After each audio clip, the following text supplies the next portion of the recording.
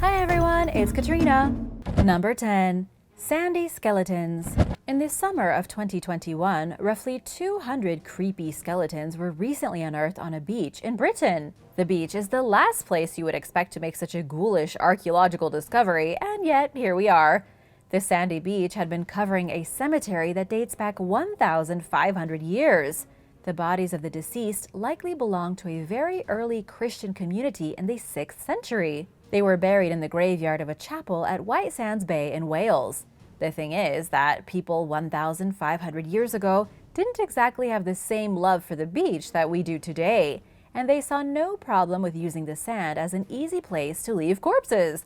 After all, it must have been a lot easier to dig graves in soft sand than in hard-packed dirt. This is the graveyard of St. Patrick's Chapel, named after the saint who allegedly set sail from that very shore in the year 432 to convert the island of Ireland to Christianity.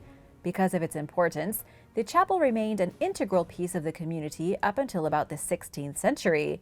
It was around that time when people forgot all about the importance of the holy structure, allowed it to decay, and it turned into an uninteresting ruin. But nobody realized until recently that just under the surface of the sand dunes, beyond the bones of the chapel, very real bones were slowly rotting, waiting to be carried out to sea. Number 9. Swedish Massacre Site. 1,500 years ago, a group of marauders fought their way into a stone ring fortress on the small Åland Island, located just off the coast of Sweden. These marauders then beat every single man in the village to death with clubs. Although there was also quite a bit of stabbing that happened. Somewhere between 200 and 250 people were brutally massacred, including the women and children of the village. And in a truly despicable show of barbarism, the marauders left the victims to rot where they had fallen, not even bothering to put them in a pit or properly bury them. Unfortunately, we don't know the exact situation surrounding what happened at the coastal village of Sandyborg. The site didn't even attract attention until 2010, when archaeologists found a skeleton hiding underneath the doorway of a house. When they did more excavations, they found 26 more bodies. Each body showed signs of a brutally violent end, with marks from being beaten with clubs, slashed with swords, and impaled with knives. That was when graduate student Clara Alfsdotter realized she was standing at the site of an actual massacre. All we know has been put together based on archaeological evidence. One man died after falling into an open fire, with the flames burning through his skin all the way into his bone. When archaeologists looked inside of his skull, they found it filled with sheep teeth. They think that was probably a way for whoever killed the man to shame him in death. A couple of ratty old sheep teeth in the brain. And finally, the massacre was so merciless that in one house alone, 9 murder victims were discovered. We also know the attack was quite sudden, because archaeologists found the remains of uneaten meals, half a herring, cooking pots still sitting in fires. Basically, it was a surprise massacre, with the invaders exacting some kind of horrible revenge in the middle of the night. Number 8. Vampire with no teeth. In a strange and horrifying case of irony, a toothless vampire skeleton was dug up in Bulgaria a few years ago. The skeleton was dated back 700 years and is currently being stored at the National Museum of History in Bulgaria. A vampire without any teeth is kind of like an octopus without any tentacles. It just doesn't make sense.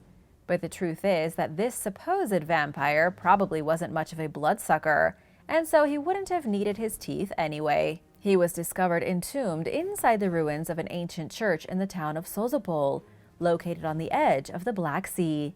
The skeleton showed evidence of being stabbed through the chest with an iron rod.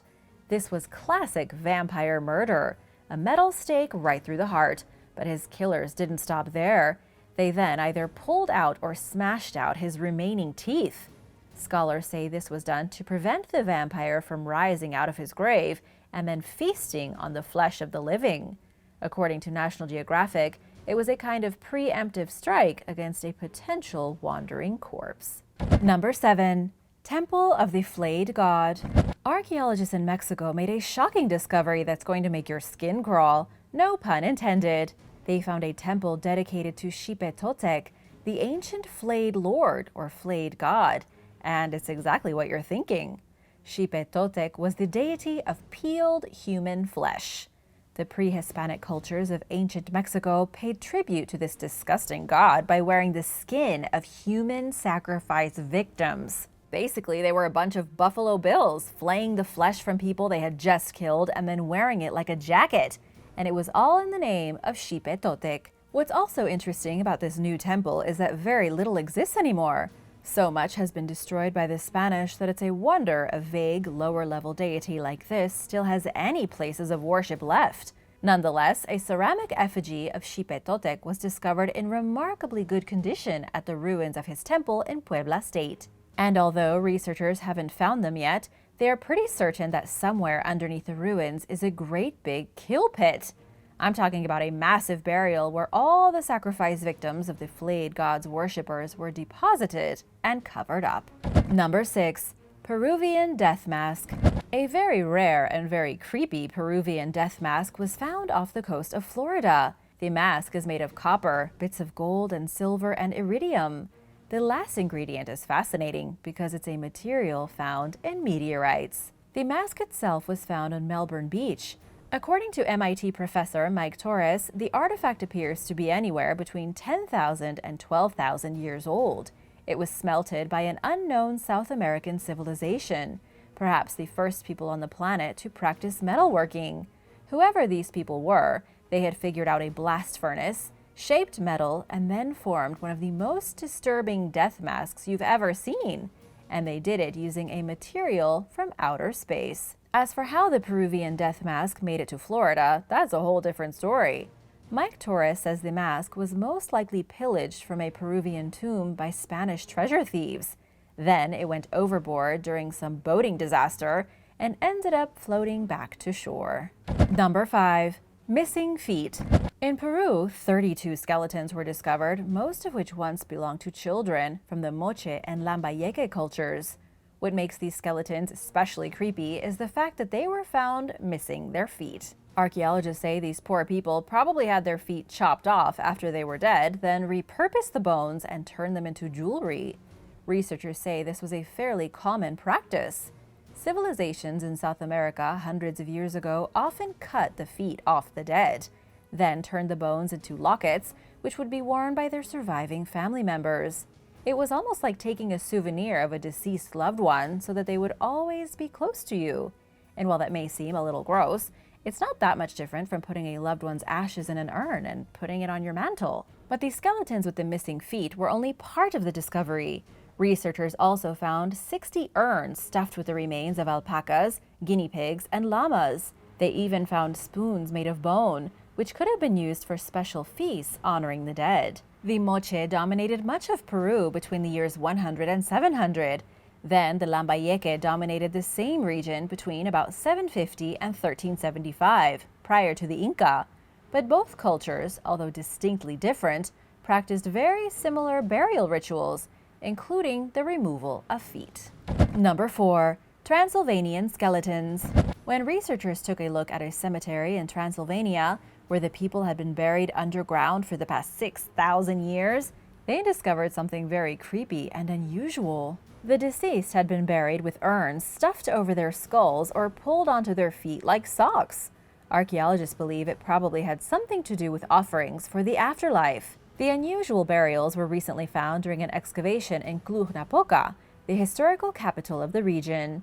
Archaeologists don't know for sure what the urns once contained, but believe they could have been filled with food and drink. The ancient people may have put food inside the urns, then put them over the heads of the dead people so that they would have something to eat when they reached the other side. It's likely they thought this would help keep the deceased strong as they journeyed into the next world. Another interesting aspect of the site is that it was used over a very long period of time. The first graves are from a Neolithic settlement, and then more graves from a period known as the New Stone Age.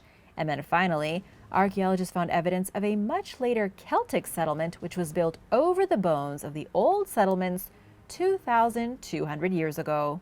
Number 3. Cromwells Prisoners. In November 2013, archaeologists working with the University of Durham discovered 2 mass graves near the Durham Cathedral. At first, they simply thought the bodies were part of the local cemetery. They figured, hey, these guys were just buried a little beyond the boundaries of the rest of the burial site. However, it now appears they may have been wrong. These bodies may have actually belonged to the victims of one of the bloodiest battles in English history. I'm talking about the English Civil Wars of the 17th century. The bodies belonged to men between the ages of 13 and 25. In the 17th century, those were prime fighting ages. Dating revealed them to be about 350 years old, which put them perfectly in line with the Battle of Dunbar in 1650. Plus, archaeologists were a little disturbed by the way in which they had been buried. They hadn't been carefully put in the ground and then covered, but dumped into a pit unceremoniously and then blanketed with dirt, almost like covering up a crime. It now looks like these were Scottish soldiers who had been taken prisoner by the English. It's possible they were fighting on behalf of the Scottish Covenanting Army, which supported Charles II's claim to the Scottish throne. But then Oliver Cromwell came along with his army, defeated the Scottish army in a battle that lasted no more than an hour, and resulted in the death of about 2,000 Scottish soldiers. Somewhere around 6,000 soldiers were captured, many of whom died from malnutrition and disease. These skeletons appear to have been some of those that died once the legion of prisoners reached Durham. Number 2. Stabbed in the back. The body of a young man who was murdered 900 years ago was discovered at a wildlife center in North Berwick, UK. It's a pretty unusual place to find an ancient murder mystery, one from either the 12th or 13th century. The body was found at the Scottish Seabird Centre, which a very long time ago had been the site of a church and cemetery. And while that church is gone and the corpses in the cemetery are hidden under layers of sediment, this one unfortunate victim has been unearthed. Initial analysis has shown that he was fatally stabbed, with at least 4 knife wounds to the back, 2 in his left shoulder and 2 in his ribs. He was around the age of 20 and may have been a professional archer. He had wear on his shoulder, which he may have gotten from constantly drawing back on his bow. Sadly, researchers don't know any more about his death. They know he was obviously murdered in a brutal and violent fashion, but that's it. Finding a motive to a 900-year-old murder is basically impossible. It could have been revenge, could have been a fight, or he could have fooled around with someone's wife. There's just no way of knowing. Number 1. The Blood Quran. Locked away in a mosque in Baghdad is one of the creepiest artifacts in the world. It's not actually that old, but it is pretty horrific. The artifact in question is a Quran, the Islamic holy book, written in beautiful Arabic calligraphy. The problem is that the ink used to pen this particular Quran wasn't ink at all, but the blood of the dead Iraqi dictator Saddam Hussein. From what we know about Saddam's life, his devotion to Islam came after the failed assassination attempt on his son, Uday. In a display of piety, Saddam drained 27 liters of his own blood, gave it to a calligrapher, and had them use his own life essence to handwrite a Quran.